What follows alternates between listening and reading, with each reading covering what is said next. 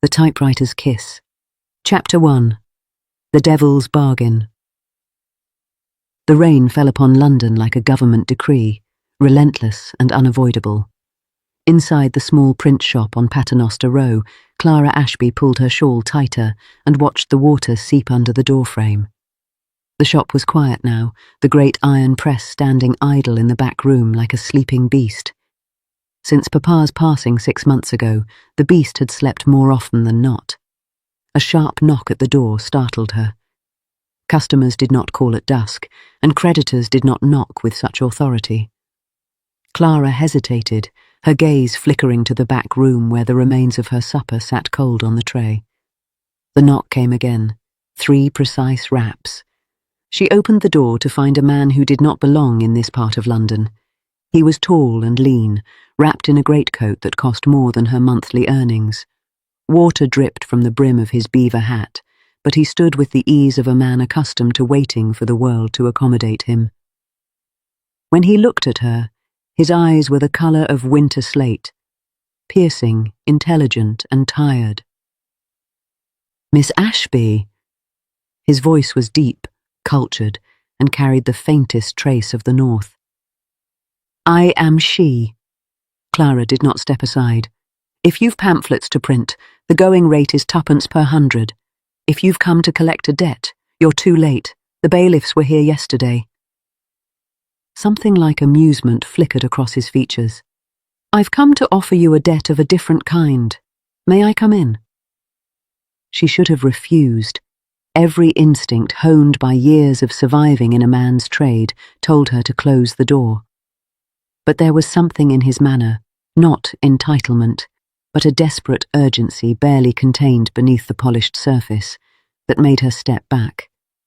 He shook the rain from his coat and removed his hat, revealing dark hair silvered at the temples, though he could not have been above 35. In the lamplight, he looked less like a lord and more like a man who had not slept in days. "My name is William Durant," he said, "Duke of Atherton." Clara's stomach tightened. A duke, the highest of the high. Men like this did not frequent Paternoster Row unless they were slumming or hunting for scandal. "Your Grace honours my humble shop, though I suspect you've mistaken me for a modiste or a milliner. We set type here, we print. We do not embroider or trim bonnets." "I know precisely what you do, Miss Ashby." He reached inside his coat and withdrew a thick sheaf of papers bound with ribbon. "I know that your father printed Tom Spence's pamphlets in '94. I know he narrowly avoided prosecution for selling Paine's Rights of Man, and I know that since his death you have kept this shop alive through skill and stubbornness alone." Clara's blood ran cold. These were not facts a duke should possess unless he meant to use them. "Those are dangerous things to know about a person, Your Grace." "I have more dangerous things to show you." He placed the manuscript on the table. Clara looked at it, but did not touch it. "What is it?" "It is a book." He paused, choosing his words with care. "A treatise on the nature of liberty, on the rights of men, not merely the rights of peers and gentry, but of every Englishman. On the corruption of a system that grants power by birth rather than merit. On the tyranny of kings and the wisdom of the common man." The words hung in the air like smoke. Clara stared at him, waiting for the jest, the cruel trick that must surely follow, but his expression remained grave. "You wrote this," she whispered. "I did." "You are a duke. You are the system you condemn." "I am a man who has spent 20 years in Parliament watching good men hang for stealing bread, while titled fools vote themselves pensions for doing nothing. I am a man who has read every radical pamphlet I could acquire, who has watched the government crush dissent with transportation and the noose. I am tired, Miss Ashby, of being part of the machinery that grinds the poor into dust."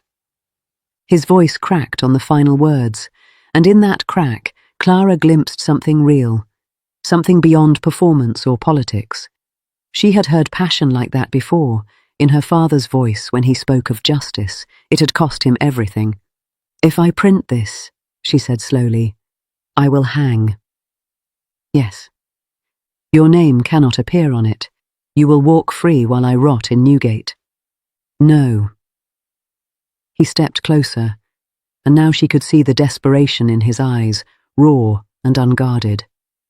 "If I am discovered, I will hang beside you.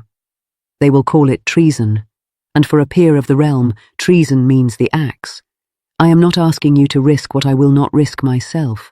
I am asking you to be my partner in a crime I believe with my whole soul is no crime at all." Clara turned away, gripping the edge of the table. The manuscript lay between them like a live coal. She thought of her father, dying slowly from the prison fever he'd caught after 3 months in the Fleet for selling forbidden books. She thought of her mother, who had wasted away from grief and want. She thought of this shop, this precious, crumbling shop, and the freedom it represented, the only freedom she had ever known. "Why me?" she asked. "There are other printers, men with connections, with resources." "Because they would say no, or they would say yes and betray me at the first sign of trouble.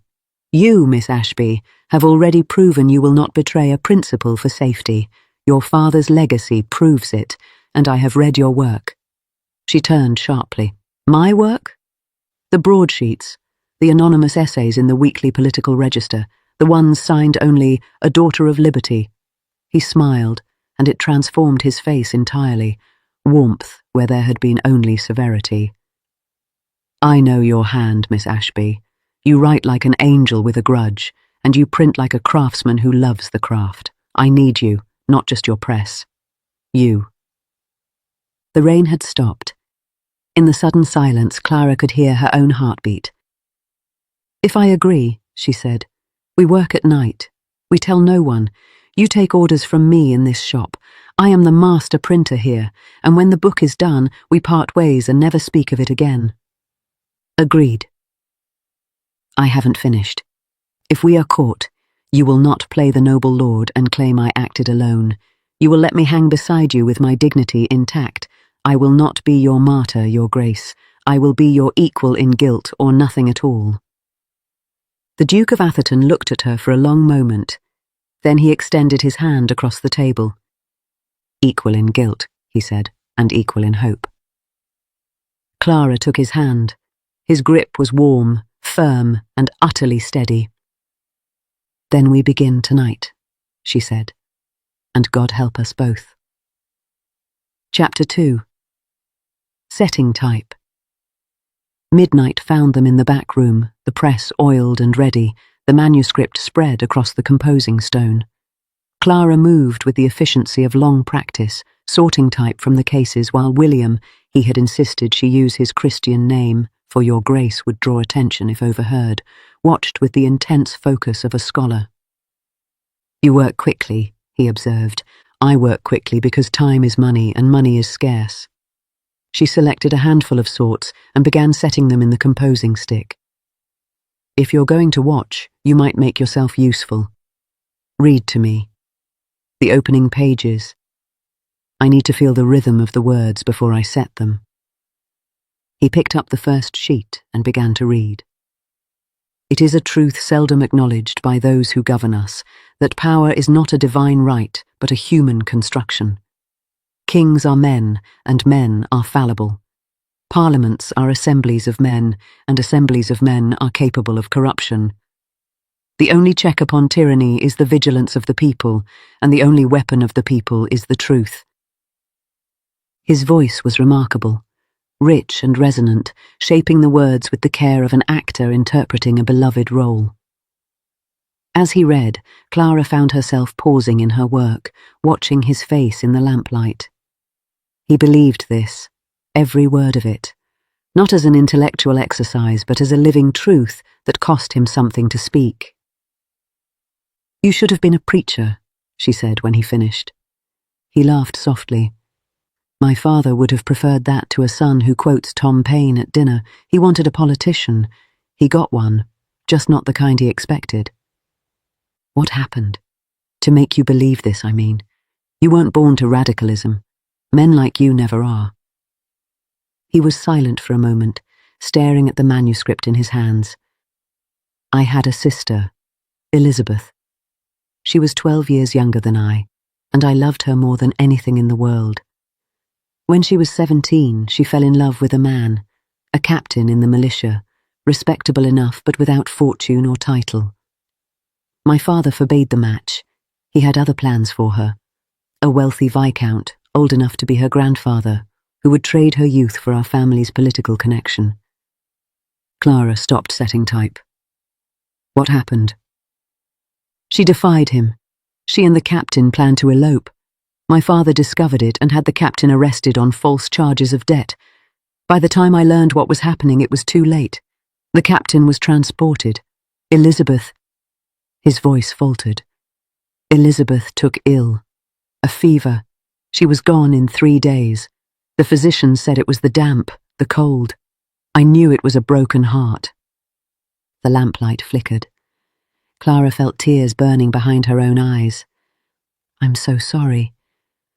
I watched my father mourn her, genuinely mourn her, without ever understanding that he had killed her. He never made the connection. He never saw that his power, his privilege, his absolute control over her life had created the tragedy. And I realized then that he was not an evil man. He was simply a product of a system that taught him that his will was law, that his daughter's happiness was less important than his political alliances, that a man without title was less than human. He looked up at her, and his eyes were bright with unshed tears. I have spent 15 years trying to undo what that system did to Elizabeth. This book is my attempt to save someone else's sister from the same fate. Clara set down her composing stick. She crossed the small room and, without thinking, took his hand. We will print this book, she said, and we will scatter it across England like seeds. And somewhere, some girl will read it and know that she has a right to her own life. That will be your sister's legacy. He looked at their joined hands, then up at her face.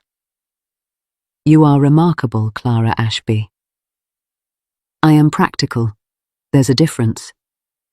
But she did not let go. They worked through the night, setting type by candlelight, reading passages aloud, debating word choice and emphasis. He had a scholar's mind and a reformer's heart, but he also had a printer's respect for the physical craft, the weight of the type, the impression of the press, the smell of ink and paper. By dawn, they had printed 12 pages and consumed a pot of tea that Clara had brewed on the tiny stove. As the first grey light crept through the windows, William stood and stretched, wincing at his stiff shoulders. I should go. The servants will wonder. Come back tomorrow night and bring more candles. We'll burn through them quickly. He paused at the door. Clara, thank you. For understanding. For believing me. I don't believe you because I'm kind. I believe you because you're telling the truth.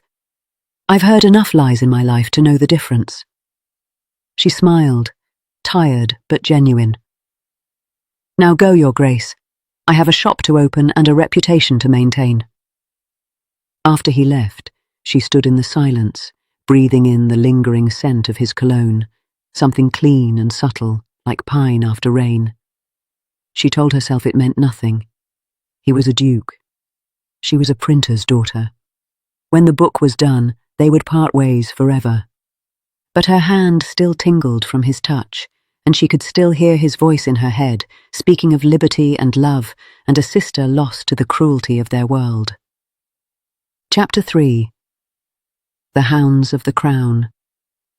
The knock came on the 4th night. They were deep in the final chapters, the printed pages stacked in a wooden crate beneath a false floor Clara's father had built years ago. William was reading aloud, his voice hoarse from long hours, when the pounding started. Heavy, insistent, unmistakably official. Clara's hand flew to the candle, extinguishing it instantly. In the darkness, she felt William's hand close around her wrist. The back way, she whispered. Through the storeroom, over the wall into the alley. Go now. I won't leave you. You will, or we both hang. Go. She shoved him toward the back as the front door splintered. By the time the first man burst through, William was gone, and Clara stood alone in the printing room, ink on her fingers and terror in her heart. There were 3 of them. Government men, the kind who did not bother with warrants or courtesy. The leader was a thin, ferret-faced man with cold eyes and a smile like a knife wound. Miss Ashby, he said, we've been watching you, watching your late-night visitor, a gentleman by the description, tall, dark-haired, fine clothes. Would you care to explain? I would care for you to get out of my shop. He ignored her, gesturing to his men. They began tearing through the room, overturning furniture, pulling books from shelves. Clara stood frozen, praying the false floor would hold. We know you're printing something, Ferret-Face said. The government has ears everywhere, Miss Ashby. We know about the radical literature, the pamphlets. We've been waiting for something big, something worth the arrest. He picked up a loose sheet from the composing stone, a page of William's manuscript left behind in their haste. And here it is, treason plain as day. Clara's blood turned to ice. The page. She had forgotten the page. Where is the rest of it? He demanded. There is no rest. That's a fragment, a piece of something I decided not to print. He laughed. Liar. He stepped closer, close enough that she could smell the gin on his breath. You'll tell me where it is, or you'll tell me who wrote it. One or the other, Miss Ashby. That's the only choice you have. I have a third choice. She lifted her chin. I choose silence. His smile vanished. Take her. They dragged her through the streets to a waiting carriage. As they passed the corner of the alley, Clara caught a glimpse of movement, a tall figure in the shadows, watching. William. He had not fled. He had stayed, hidden, bearing witness. Run, she thought at him fiercely. Run and finish what we started. Don't let this be for nothing. Whether he heard her or simply understood, she never knew. But as the carriage door closed, she saw the shadows shift. And then he was gone. The cell was cold, damp, and smaller than her father's press. Clara sat on the stone floor, counting the hours by the changing light through the single high window. They had questioned her twice, demanding names, demanding the manuscript, demanding confessions she would not give. On the 3rd day, a new face appeared at the door, a clerk, young and nervous, with a paper in his hand. Miss Ashby, you're to be released. She stared at him. On what grounds? I don't know, miss. The order came from high up. He unlocked the door and stepped back as if afraid she might bite. Clara walked out into the grey afternoon, blinking in the sudden light, and there, waiting by the prison gate, was William. He looked terrible, unshaven, hollow-eyed, his fine clothes rumpled and stained, but when he saw her, his face transformed with relief so profound it made her chest ache. You're alive, he breathed. What did you do? She demanded. How did you get me out? I did what I had to do. He took her arm, steering her away from the prison.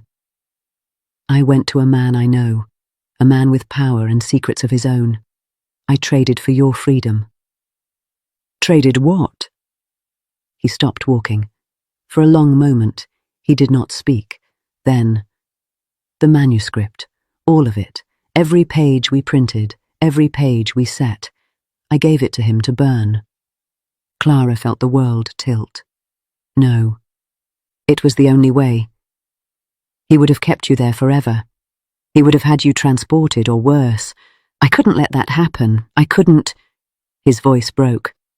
I couldn't lose another woman I loved to the cruelty of this world. The words hung between them. Love. He had said love. William. I know. He turned away, scrubbing a hand over his face. I know what I've done. I destroyed everything we worked for, every hope, every dream, Elizabeth's legacy, your sacrifice, all of it, gone, because I am a coward who could not watch you die. Clara grabbed his arm, forcing him to face her. Listen to me. You are not a coward. You are the bravest man I have ever known. And you didn't destroy everything. He frowned. What do you mean? She reached into the pocket of her prison dress, the dress they had given her, shapeless and rough, and withdrew a folded paper, soft and worn from hiding. I kept one copy. The first pages we printed together. I hid them in my stays. The guards never thought to look there. William stared at the paper as if it were a miracle. Clara! It's not the whole book, but it's enough. Enough to show the world what you believed. Enough to prove that we existed, that we tried. She pressed it into his hands. You didn't fail, William. You loved me enough to save me. That is not failure, that is everything. He pulled her into his arms then, holding her so tightly she could barely breathe. In the shadow of the prison walls, with the grey sky pressing down and the world still full of danger, the Duke of Atherton held the printer's daughter and wept. Chapter 4. The Liberty Press. They fled London that night. William had money, and money bought silence. They travelled north in a hired carriage, changing horses at obscure inns, avoiding the main roads. Clara asked where they were going. He only smiled and said, Home. 3 days later, they arrived at a small estate in Yorkshire, a manor house set among rolling hills, with a stream running through the garden and a press waiting in the cellar. It belonged to my mother, William explained. She left it to me when she died. No one comes here. No one knows it exists. We can be safe here, at least for a while. Clara walked through the rooms, touching the dusty furniture, the shelves of books, the faded curtains. It's beautiful. It's empty. It's been empty for years. He stood in the doorway watching her. It could be full again, if you wanted. She turned to face him. What are you asking me, William? He crossed the room slowly, stopping just before her. I am asking you to stay, not for a week, not for a month, forever. I am asking you to marry me, Clara Ashby, though I know the world will call me a fool and you a fortune hunter. I am asking you to be my partner, not just in printing, but in life, in everything. Your name, she said softly. Your title. Your world. I don't belong in it. Then I will leave it. He took her hands. I will renounce the title. I will give it all up. The seat in Parliament, the London house, the name itself. I will become plain William Durant, printer, and live in this house with you, publishing whatever we choose, speaking whatever truth we dare. I would rather be a printer with you than a duke without you. Clara looked at this man, this extraordinary, impossible man, and saw the truth of his words written in every line of his face. He meant it, every word. You would give up everything for me? I would give up everything for us. There's a difference. He smiled, that rare, warm smile that transformed him. You taught me that, Clara.